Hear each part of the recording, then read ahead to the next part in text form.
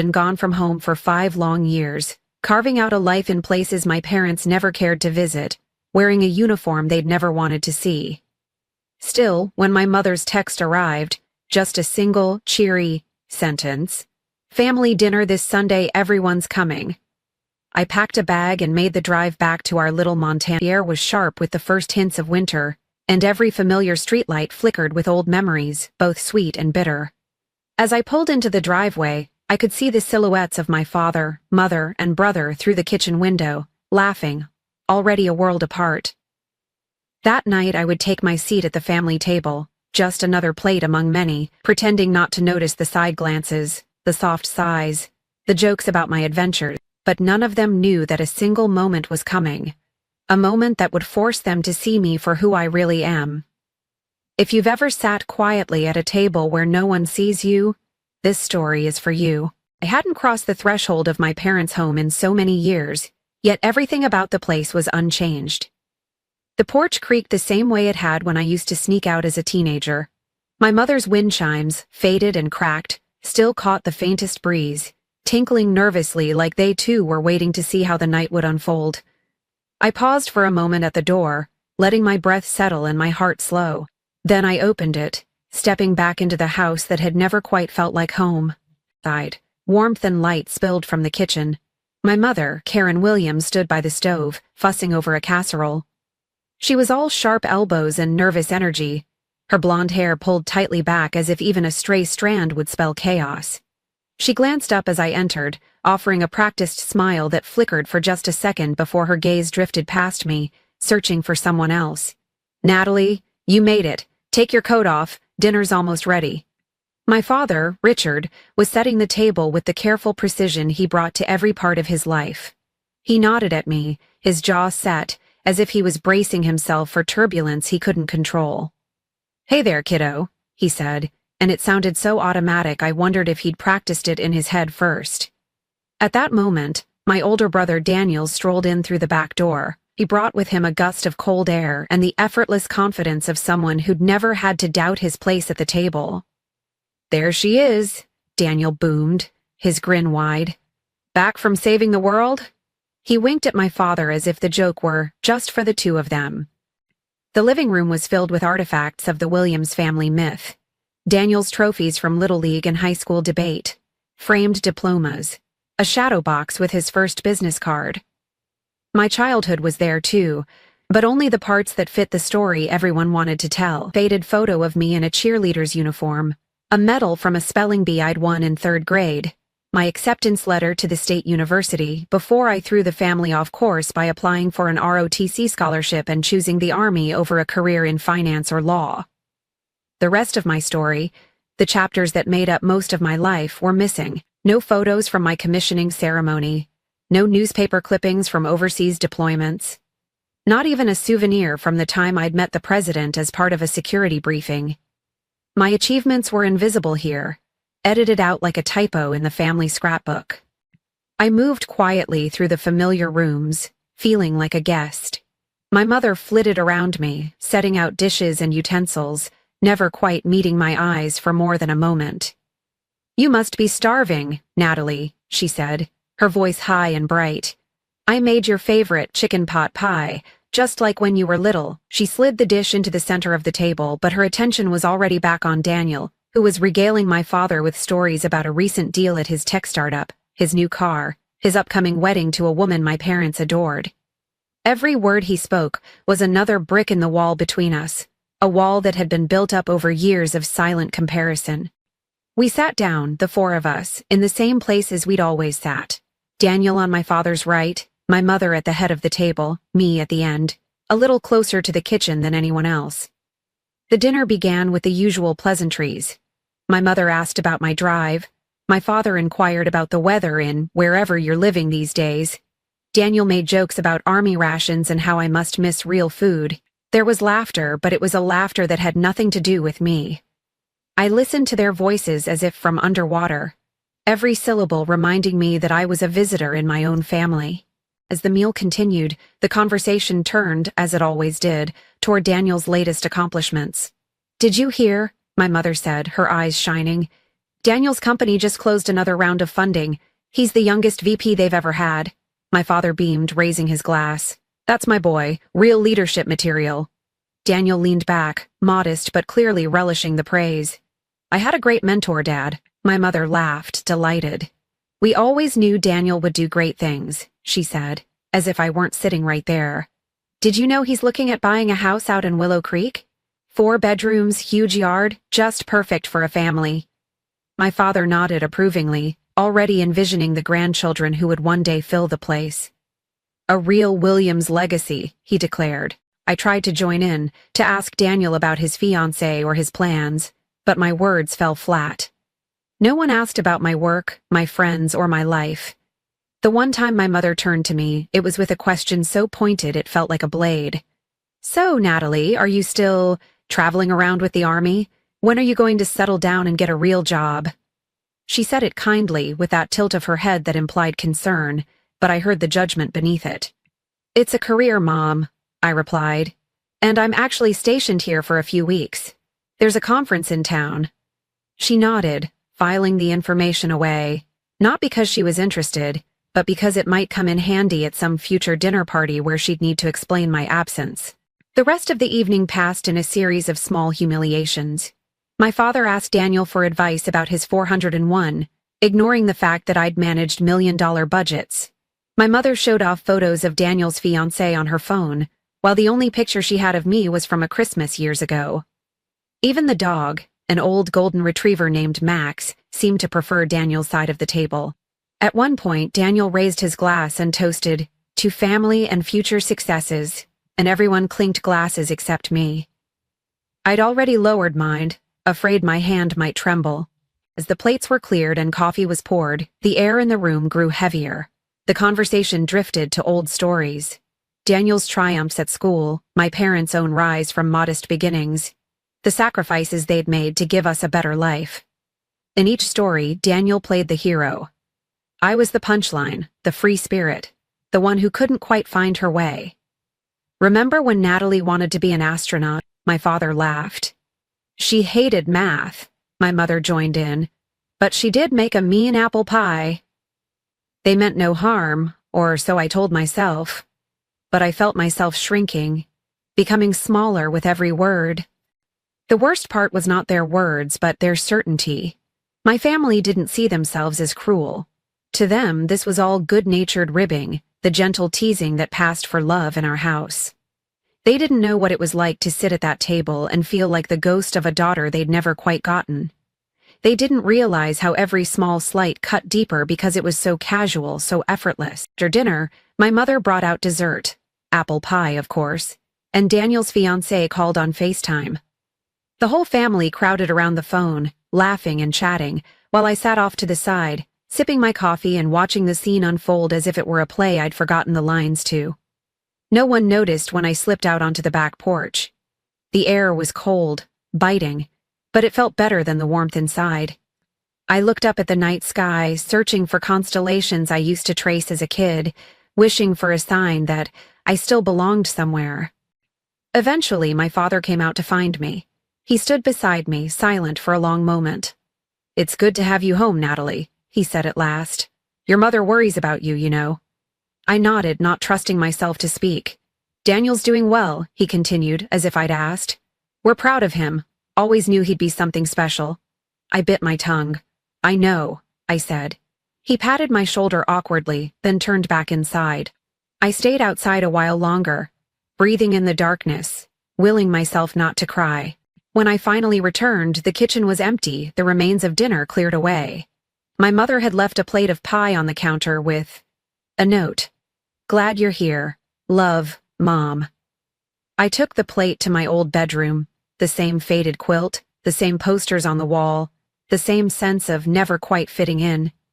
As I lay in bed that night, listening to the soft sounds of my family downstairs, I wondered how long it would take before I stopped trying to prove myself to people who couldn't or wouldn't see me.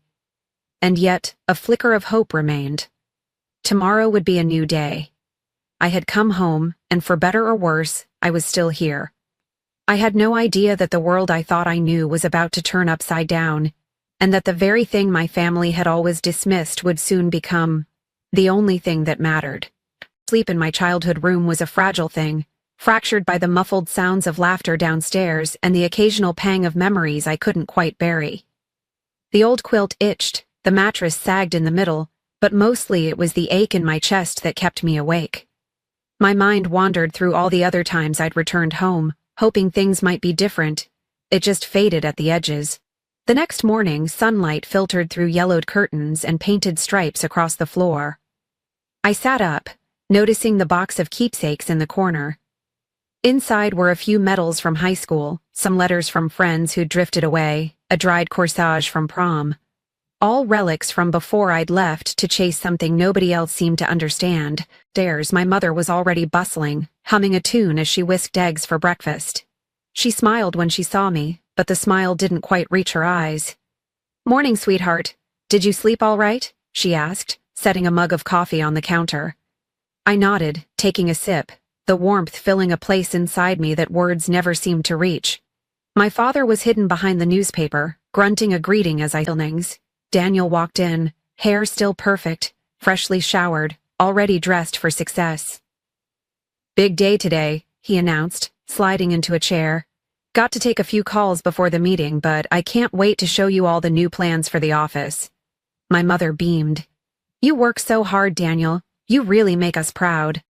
I tried to join the conversation, asking about the company's latest project, but was met with a polite, brief summary before the topic veered back to Daniel's achievements.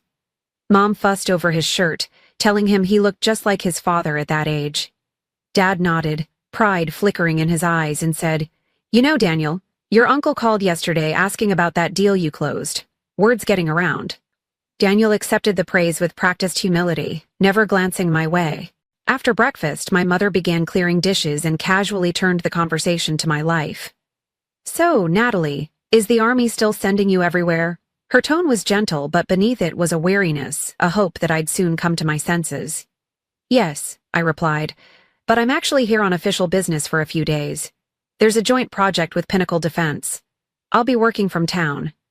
The words seemed to hang in the air, but she just smiled, her mind already elsewhere. "You should talk to Daniel about real estate while you're here. He's about to close on that house in Willow Creek. Isn't that right, honey?" Daniel nodded, launching into a story about the 3-car garage, the perfect yard, how he'd already picked out a spot for a grill. My father leaned forward, attentive, asking questions about square footage and investment potential. Not a single question came my way about what kind of work I actually did or how it mattered. I watched them all, feeling like a guest at someone else's celebration. I remembered the first time I'd come home after basic training, uniform pressed, chest puffed out with pride. I'd expected at least a hint of excitement, maybe a "welcome home, soldier," but all I'd gotten was a brief mention at dinner, a passing comment about how the army wasn't forever, and I'd settle down eventually. The memory stung now more than ever. That day, Daniel's fiancée Ashley joined us for lunch via video call. My mother set her phone in the center of the table so everyone could crowd around, cooing over wedding details and honeymoon plans. "Natalie, we have to get you a +1 for the wedding," Ashley said with a smile. "Maybe you'll meet someone at the reception." Everyone laughed except me. "Don't worry, Ash," my mother patted my hand. "It's not too late, you know. Your father and I didn't meet until our late 20s. The implication was clear. My clock was ticking, and I was the only one who didn't hear it. Later, as I wandered through the living room, my eyes caught on the family photo wall. Daniel's milestones were everywhere: diplomas, soccer trophies, a plaque from his first promotion. My own graduation photo was tucked in the corner, half hidden behind a potted plant. The photos that really mattered to me, the ones from my deployments, the medal ceremony, and I remembered emailing those pictures home, hoping for pride or even simple acknowledgement. Instead, my mother's response had been a short, "Looks nice, honey. Be safe." That night at dinner, the tension peaked. My mother had made steak, Daniel's favorite. Conversations sparkled around his work, Ashley's new job, the couple's plans for the holidays. My father leaned back, glass of red wine in hand, and said, "Daniel, you're going places. We're lucky to have a son like you." He didn't look at me. Daniel smiled and raised his glass in a toast. "To family, and to all our hard work paying off." I clinked my glass out of obligation. A few minutes later, my mother turned to me, voice light but sharp. So, Natalie, do you think you'll ever put down roots? Maybe stay in one place, settle into something stable? There's nothing wrong with changing your mind, you know. I swallowed. I like my job, Mom. I'm making a difference. We just finished a project that's going to help protect hundreds of people. My father barely glanced up. That's nice, honey. Still, Daniel's work is really taking off. You could always think about getting your MBA. Never too late to pivot, right? Daniel grinned. You could come work at Pinnacle. Maybe there's an opening in HR. My mother's laughter tinkled, not unkind, but unthinking, the sound of 100 small cuts adding up over the years. After dinner, as my parents and Daniel cleared the table, I stayed behind, staring at the pattern in the wood. I remembered other dinners, other slights, graduating with honors, only to be told, "It's not like you're a doctor or a lawyer." Getting my first commendation in the field, only to hear, "That's good, but are you safe? Maybe you should do something easier." The time I'd called home after a tough mission, hoping for comfort, and all my mother could say was, "Have you thought about teaching instead?" I felt the old familiar ache swell in my chest, a mixture of grief, anger, and exhaustion.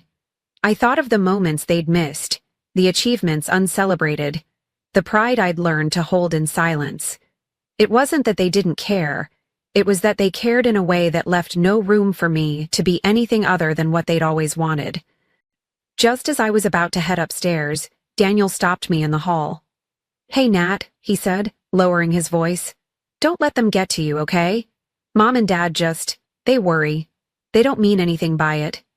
I managed a tired smile. "I know, but sometimes it feels like I'm invisible." He shrugged, helpless. "You're not invisible, just different." I nodded, wishing I could believe him. That night, I sat in bed, staring at the ceiling, listening to the hum of the house around me. I scrolled through my phone, reading old messages, searching for some evidence that I was more than just the family afterthought. The words from earlier echoed in my mind, "Em la gue dina tronc na fieng tu hau car." The sentence had fallen so casually from my mother's lips, but it had landed with the weight of a lifetime. I tried to tell myself it didn't matter, that I didn't need their approval. But the ache didn't fade. Somewhere, deep down, I still wanted them to see me. I still wanted to come home and belong. But as I drifted toward sleep, I knew tomorrow would demand more of me than they could ever understand. And I promised myself that if they weren't going to see what I'd accomplished, the world would soon make it impossible for them to. The next morning dawned with a sharp blue coldness outside my window, sunlight glinting off froth-streaked grass. I woke early, running through a ritual so ingrained it felt like muscle memory, stretching out the wrinkles in my uniform, checking every pin and insignia for perfect alignment, lacing up my boots just so. In that quiet moment, I felt a flicker of the pride I'd tried so many times to share with my family, an identity so clear, so hard-earned, and yet so misunderstood in this house. I glanced in the mirror, searching for traces of the uncertain daughter my parents saw, but instead found the calm, steady gaze of a soldier who'd led teams, made decisions in crises, and stood her ground when it mattered most.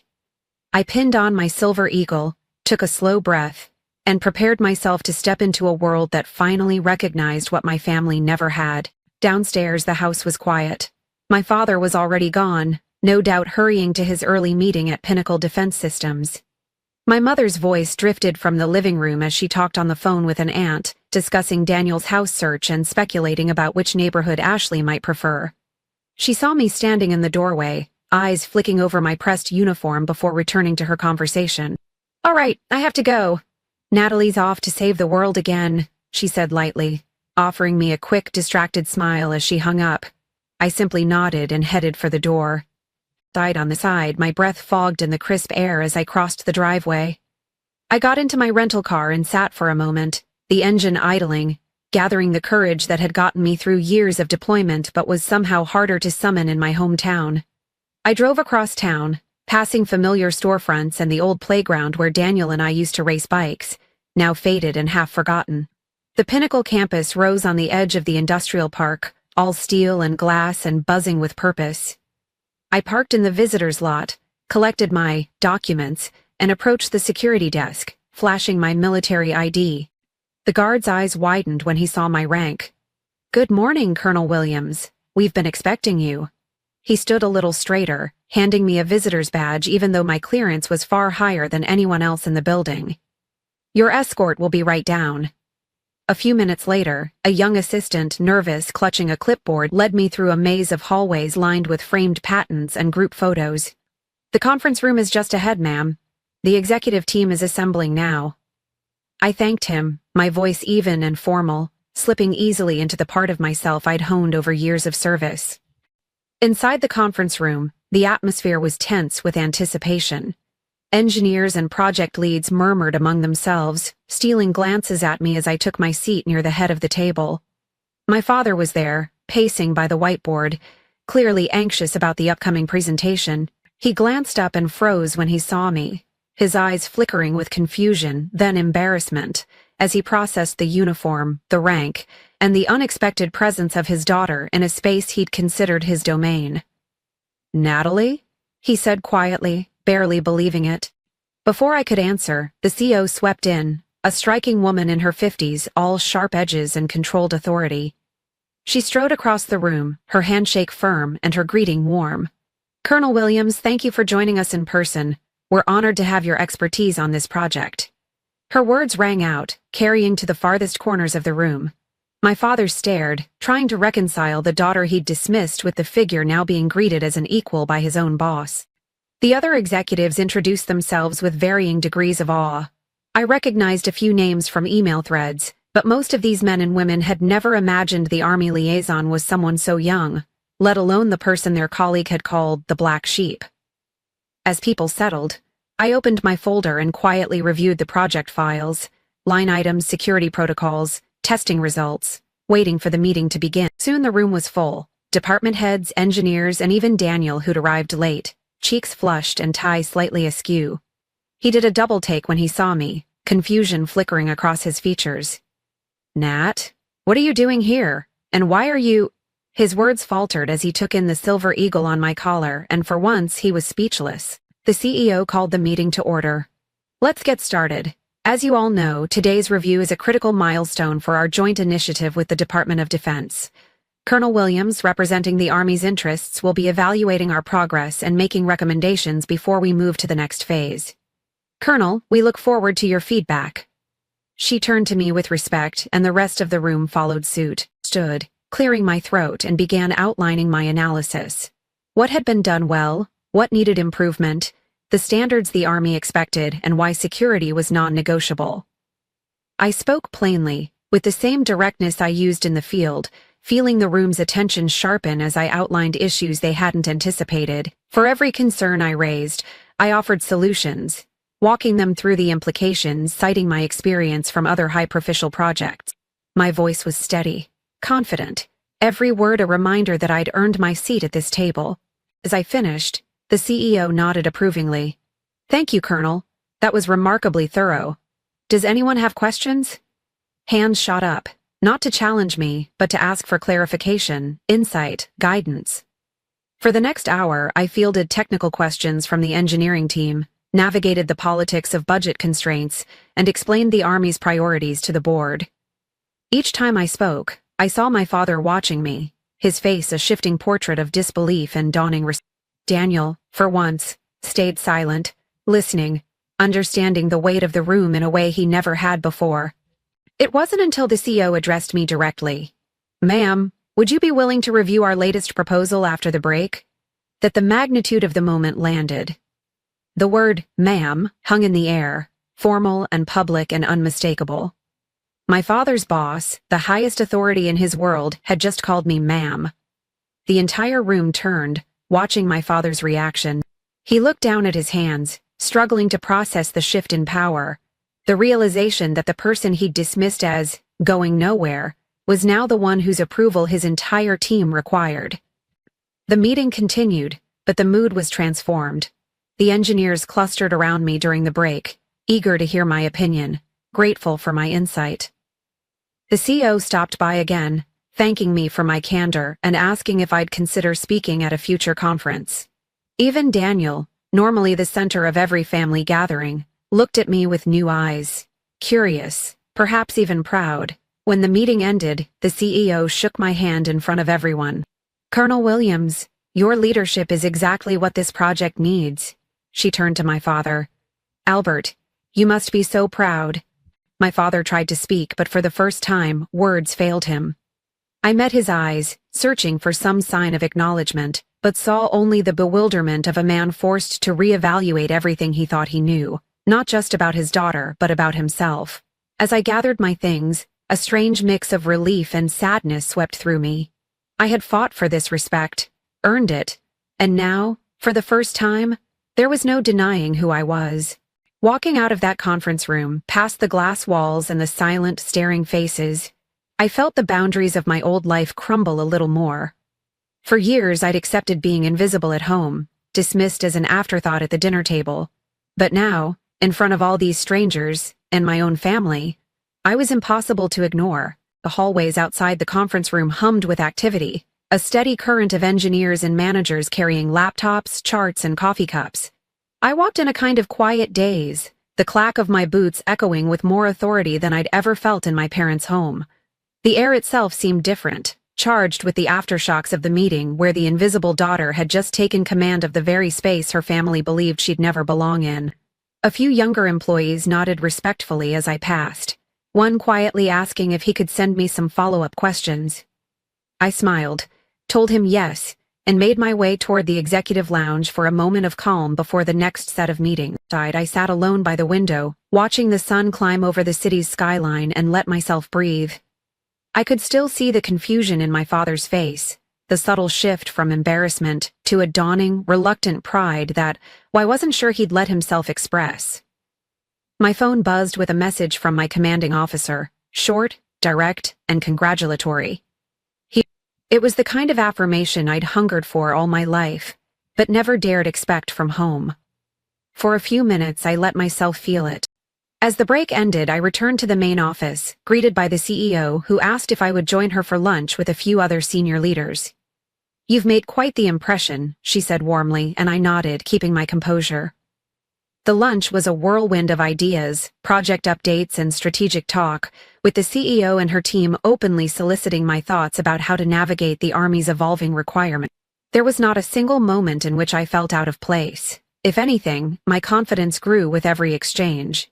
I found myself explaining technical nuances, discussing big-picture planning, and even mentoring a junior project manager on crisis response, all with the ease that came from years of earned expertise. At one point, as we wrapped up, the CEO caught my arm. "Colonel, your father's been one of our most dedicated people for decades. I never knew he had a daughter with your credentials. If you ever want to transition to the private sector, let me know. We'd be lucky to have you." For a moment, I saw my father standing at the edge of the room, overhearing the words. He stood awkwardly, hands clasped, caught between old instincts and new revelations. When lunch ended, he approached me, his voice unsteady. "Natalie, could you come to my office for a bit?" It wasn't a command, more of a request, hesitant and uncertain. I nodded, following him down the corridor. His office was a cramped corner lined with photos of Daniel, framed certificates, and models of projects he'd overseen. I took a seat opposite his desk. He struggled for a moment, gathering words. "I had no idea," he finally admitted. "I mean, I knew you were in the Army, but—" He shook his head, unable to meet my eyes. "I just didn't understand what you've become." There was a long silence. I studied the desk, the worn edges of his mouthpad, the carefully arranged pens, and waited for him to continue. "Your mother and we never wanted you to feel less than. It's just, we thought we knew what success looked like. Maybe we were wrong." He looked up then, raw vulnerability on his face. "You made your own way. I should have seen it sooner." For the first time, the walls between us felt thinner.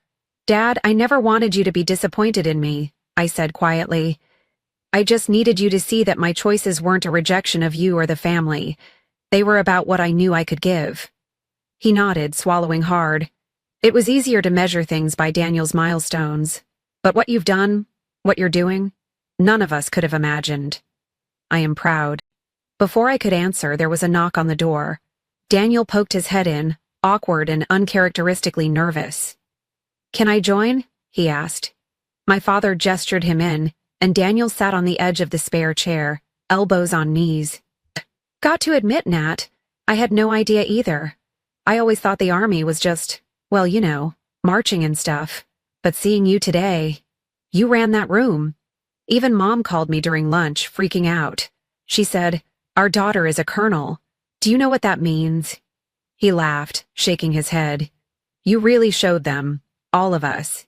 Felt the first thaw of years-long frost, something gentle and uncertain blooming in the space between us. It took a while for me to realize, I said, but I never needed to outshine anyone. I just needed you all to see me as I am. Daniel nodded, a little more sincerely than I'd ever seen before. I do. I get it now. I'm sorry for all the times I joked or brushed you off. You've got guts. More than I ever will. There was an awkward pause, then he added, Mom's planning a big dinner tonight. I think she wants to make it up to you. That evening, back at the house, I found my mother in the kitchen, sleeves rolled, flour dusting her hands as she rolled out dough. The radio played softly in the background, and for once, she looked up at me and smiled without reservation. I hope you're hungry. I'm making everything you like. I laughed, feeling some of the old wounds loosen their grip. I'm starving, I admitted, and she laughed, brushing a strand of hair from her face. You were always hungry after soccer practice. Some things don't change. We ate together as a family, this time with a different energy. Conversation was easier, lighter. My mother asked questions about my work, real questions, not the polite dismissive kind. Daniel teased me, but now with pride in his voice. My father listened more than he spoke, but when he did, it was to ask about my perspective or to share a memory from my childhood I'd nearly forgotten. There were moments when old habits threatened to creep in, but each time, someone gently nudged the conversation back, mindful now in a way they'd never been before. After dinner, my mother hugged me tightly, whispering, I'm sorry if we made you feel like you didn't belong. I just didn't know how to understand the life you chose. I squeezed her back, feeling years of longing ease just a little. I'm here now, I whispered. That's what matters.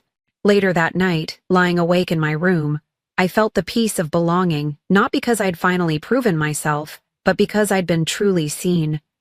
For the first time, the house felt like a place I could rest. The burdens of comparison and invisibility had started to lift, replaced by something softer, something closer to love. And even as I drifted toward sleep, the world outside grew quiet, holding space for a future where I was no longer just the afterthought at the table, but an equal voice, a daughter, a sister, and myself, finally welcomed home.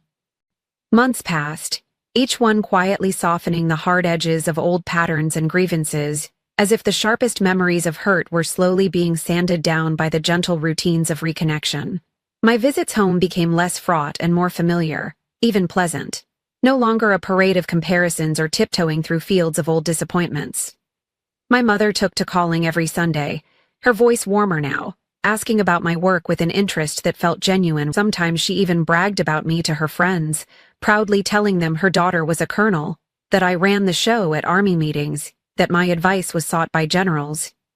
It was strange at first, to hear my achievements echoed from her lips, but there was a quiet joy in it too, a recognition I had always craved but never thought I'd receive. My father, ever the quiet type, changed in smaller, subtler ways. He'd send me newspaper articles about military technology, scrawling little notes in the margins. Does this remind you of your last project? Or, proud of you, Nat. On my birthday, he mailed a framed photo of me at the Pinnacle Conference, standing at the head of the table in full uniform, flanked by executives and the CEO. On the back, he'd written, For my daughter, who taught me what leadership really means, and too found ways to reach out, sending the occasional text asking for career advice or updates on his own life, no longer filtered through the lens of competition but of genuine sibling curiosity. We met up for lunch whenever I was in town, and our conversations wandered from family to football to memories of childhood laughter replacing the old friction. The next family dinner was different from all the others that had come before. This time I arrived to the smell of roast chicken and fresh bread, the table already set with my favorite dishes. Ashley and Daniel arrived arm in arm, both more relaxed than I remembered, chatting about weekend plans. My mother greeted me at the door with a hug that lingered, pressing her cheek against mine. "It's so good to have you home," she said, her eyes shining. The house was filled with an ease that felt both new and somehow long overdue. We sat together, sharing stories and jokes, the conversation looping effortlessly from Daniel's latest work project to Ashley's gardening misadventures to my own travels. At one point, my father raised his glass. "To Natalie," he said, his voice thick with emotion, "for teaching all of us a little more about courage and about what it means to find your own path." There was a moment's silence, a collective breath held, and then the glasses clinked and the mood lightened again. The room sparkled with laughter, and for the first time I felt entirely present, no longer a shadow at the edge of my family's story, but part of its heart. After dinner, my mother and I washed the dishes together, hands moving in practiced choreography. "I never realized how much I missed having you here," she admitted, her voice quiet. "You've changed, Natalie. You're stronger, but also softer somehow." I smiled, feeling the truth of it. "I had to be strong for a long time," I replied, "but it feels good to be gentle now." She squeezed my hand, her eyes glistening. "I'm sorry it took me so long to see you. I'm sorry for all the years you felt alone at this table." The words landed softly, not as an accusation but as a balm, closing a wound that had never quite healed. Later that night, as I sat on the back porch, a cup of tea warming my hands, I let myself reflect on how far we'd all come. My family would never be perfect, but something real had shifted. They saw me now, not as an outlier or a disappointment, but as someone worth knowing and celebrating. The ache of being overlooked had faded, replaced by a sense of belonging so deep and steady it surprised me. Back at work, I carried this new piece with me. My leadership was different now, more open and empathetic. I found myself mentoring younger officers, encouraging them to speak their truth even if it went against expectations. I talked with soldiers who felt like outsiders in their own families and told them what I had learned, that sometimes the world outside your home will recognize your worth before the people closest to you do, but that healing is still possible. My colleagues noticed the change too. "You're lighter," one of my friends said over coffee. "Like you finally let go of something heavy." I nodded, understanding for the first time that the validation I'd craved from my family had always been secondary to the strength I'd found in myself. Months slipped into a year, and life moved on. My parents came to visit me in the city, walking the National Mall with the pride of tourists, but the familiarity of people who had learned to appreciate the world through my eyes. We ate at my favorite restaurant, shared stories, and made new memories. There were still moments of awkwardness, the occasional old habit surfacing, but we navigated them together, gently and with more understanding than ever before. On the anniversary of that pivotal dinner at Pinnacle, my mother sent me a message. "1 year since we learned who you really are, and I'm still learning every day. Thank you for not giving up on us." I stared at the message for a long time, feeling the full weight of her words. The truth was, I hadn't given up, on them or on myself. I'd simply chosen, again and again, to keep showing up, to keep standing at my window that night, city lights glittering far below. I understood that my family's acceptance was not the end of my journey, but simply a part of it. I had made peace with my story, and in doing so, had given those I loved the chance to know me truly, deeply, finally. I no longer needed to prove myself, no longer feared being unseen. Instead, I welcomed each new day with gratitude, determined to live fully in the light of my own becoming, and to offer that light to anyone still searching for a place at their own family's table. And so, the seasons changed. Spring thawed the last of winter's bitterness, and my parents' house, once so heavy with old resentments, filled up with sun and easy laughter. My father started keeping the photo of me in uniform on his desk at work, not hidden in a drawer but right where anyone could see it. If a colleague asked, he'd tell the whole story. I'm the one who shaped national security, how the girl who never quite fit their expectations ended up being the person his own boss called ma'am. My mother delighted in any news article that mentioned my name, clipping them carefully, sending them to relatives, her pride now as quick and open as her disappointment had once been. She even began volunteering with a local veterans group, introducing herself as Natalie's mom, the title spoken with newfound warmth. Daniel, for all the sibling rivalry we'd survived, became my closest ally. He was the first to call whenever something big happened in my career, whether it was a promotion or a mention on national news. He stopped seeing me as competition, and instead asked for my perspective when he faced tough choices, about work, about marriage, about becoming a father himself. There was no trace of the old one-upmanship, only a brotherly respect that was deep and real. At family dinners, he'd joke about how he'd better watch out, or his kids would want to join the army just to be like their Aunt Natalie. And laughter would ripple through the table without a hint of old awkwardness. Even Ashley, his wife, shared with me one quiet evening that she'd once felt sorry for me, always on the road, missing holidays and celebrations. Now, she confessed, I hope our daughter grows up with your strength. You always stood your ground, even when no one else understood. It was the kind of validation I never expected, sweet and simple, healing the wounds I'd carried for so long. The family home itself changed too. My mother redecorated the guest room, once a shrine to Daniel's high school sports career, so that when I visited, it truly felt like mine. She set out fresh towels, a little vase of flowers, and on the bedside table a framed photo of me shaking hands with the CEO at Pinnacle, beaming in my uniform. There were other little touches, a mug with my Army insignia, a new flag hung outside on national holidays, books about military history stacked on the coffee table. My world, once kept outside the walls of this house, was now woven into its daily life. My parents asked about my work in ways that weren't perfunctory but real. Questions about my projects, my team, what leadership in the Army meant on a personal level. My mother sent me care packages at my postings, always including a handwritten note about how proud she was, how grateful for the sacrifices I'd made. My father even traveled to a military conference where I was speaking, sitting quietly at the back, tears in his eyes as he listened to me command the room. Holidays took on new meaning. That Christmas, for the first time, my family insisted on visiting me rather than the other way around. We toured the city, saw the monuments, and I showed them the base where I worked. I watched as my father stood straighter, my mother beamed, and Daniel took photos of his children posing by the entrance sign, all of them genially delighted to share in this world I'd built for myself. In the evenings, we gathered in my apartment, cooking together, telling stories, and when I recounted the day Dad's boss had called me ma'am in front of the whole boardroom, the pride in my family's faces was radiant. My father would add, his voice trembling with affection, "That was the moment we understood, Nat. You didn't just find your own path. You made it so we could follow." Professionally, I found new confidence, a sense of ease that came not from proving myself to the world, but from finally being at peace within. I was promoted again, this time to oversee a division tasked with shaping policy and mentoring younger officers. I became the one others came to for advice, the one who advocated for soldiers who felt overlooked or out of place.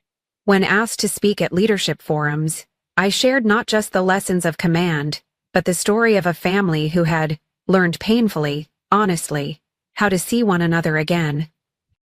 It wasn't perfect, of course. Old habits sometimes resurfaced.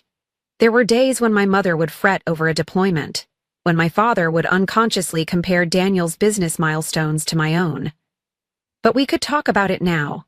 When I felt unseen, I could say so and be heard. When I felt alone, I knew I could call and they would answer. The greatest shift, perhaps, was internal. I let go of the desperate longing to belong, the need to twist myself into someone else's ideal. In its place grew a quiet acceptance, a knowledge that I was enough, that I was valued, both at home and in the world. The validation from my family was precious, but it no longer defined me. I had learned to stand alone, to carry my own light, and to invite others into it. Not on the anniversary of that first dinner back, the night they'd all dismissed me as nothing, and the day after, when Dad's boss changed everything. I hosted my family at my place, cooking the very meal my mother used to make. I set the table myself, making sure everyone's favorite dish was included. After we finished eating, I raised a glass. "To family," I said, my voice strong. "To the hard work of understanding each other, and to the love that keeps bringing us back together." My father's eyes shone, my mother squeezed my hand, and Daniel clinked his glass against mine. There was no need to say anything more. In that moment, everything unspoken was understood. I belonged, fully and finally, not because I'd become who they wanted, but because we had all learned to see and cherish one another as we truly were. And as the night wore on and laughter filled my home, I knew that whatever lay ahead, whatever promotions, deployments, or new beginnings might come, I would always carry with me the healing and hope of having found my place at the table. And so, as my story rounded a quiet bend, I found myself looking back not just at the pain and doubt that had shaped so much of my journey, but also at the transformations, some small and private, others sweeping and unmistakable, that had quietly remade my family and myself. Our relationships, once brittle and transactional, had matured into a kind of gentle partnership. We had learned to reach across our differences, to listen instead of assume, to give each other room to grow. Even in the smallest gestures, these changes showed. My mother calling to ask if I'd eaten after a long flight. My father forwarding articles about women in leadership. Daniel inviting me to join his family's summer barbecue. My nieces and nephews running up for hugs, proud to introduce me as the coolest aunt ever. I continued to rise in my career, now often traveling between cities, countries, and conference rooms, carrying both the weight and the wisdom of my experiences. Wherever I went, I was aware of how my presence had changed, how I entered new rooms with a different kind of certainty, unafraid of being underestimated. I had become not just a leader in uniform, but a mentor and an advocate, reaching out to soldiers and young women who struggled to find their place, just as I once had. I told them my story, never leaving out the nights I'd spent feeling invisible at my own family table, or the years I'd worked for recognition that never came. I taught them that real respect doesn't depend on applause, but on showing up for yourself, again and again, even when nobody is watching. With my parents, the honesty we'd earned became a foundation. We could talk about anything now, even the hard things, the loneliness of command, the stress of deployments, the cost of all those missed birthdays. My father sometimes told his own stories of falling short, of learning too late how to love his children as they were, not as he wished they'd be. My mother admitted that she'd been afraid for me and that her distance was sometimes just worry in disguise. But those confessions no longer hurt. They freed us, making space for gratitude and forgiveness. Daniel's family grew, and so did our bond. His children began to ask about my life, my travels, the medals on my shelf. I let them try on my old hat, told them stories of faraway places, encouraged them to believe they could become anything at all, even things their parents didn't yet understand. At one Thanksgiving dinner, as we all sat crammed around my apartment's dining table, Daniel lifted his glass and said, "I hope my kids are as brave as you someday." His wife smiled at me, her eyes warm, and the table erupted in laughter and cheers. In quiet moments, I sometimes wondered what might have happened if Dad's boss hadn't called me ma'am in that crowded boardroom. If the shock of that moment hadn't broken the old spell, would my family ever have seen me? Would I ever have stopped chasing their approval? But those questions faded in the face of what we'd built since. My family had learned to see me, yes, but I had also learned to see them, with all their flaws and fears, their pride and hope. I no longer needed to prove myself because I knew, deep down, that I was enough, and always had been. Even the house I once found stifling became a place of comfort. I visited often, welcomed not with wary politeness but with open arms and genuine excitement. My parents let me host family gatherings, letting go of the urge to control, simply happy to be together. Sometimes, when the night grew late and the kitchen was quiet except for the sound of dishes in the sink, my mother would squeeze my hand and whisper, "I love you, Natalie. Thank you for coming home to us." Work became a place of joy and responsibility rather than proving ground. I thrived not just because I was skilled or accomplished, but because I led with empathy and vulnerability. I made space for the people around me to be themselves, just as I'd longed for growing up. My life was full, sometimes busy, sometimes overwhelming, but anchored now by the love I had helped repair. On the anniversary of that fateful family dinner, I walked through the city, the memory of that painful night softened now by time. My father called to say he and Mom were making apple pie just for me, and that they couldn't wait to see me again. Daniel texted a photo of his kids, waving tiny American flags and a note, "We're all rooting for you, Colonel." And I realized that, somewhere along the way, the need for recognition had quietly dissolved, replaced by a steady, sustaining. I was no longer a daughter seeking permission to belong, no longer a soldier desperate for acknowledgement. I was simply Natalie, strong, whole, at home in her own skin. The journey had taken years, had required courage, heartbreak, and perseverance. But in the end, I had become someone I could respect, someone who loved and was loved in return. And as I looked forward to the next chapter, I did so with the certainty that my seat at the family table would, and if you're listening this, if you've ever felt like the extra plate, the one left off the guest list, the name that never quite made it onto the family wall, know this: you are not nothing. You are becoming.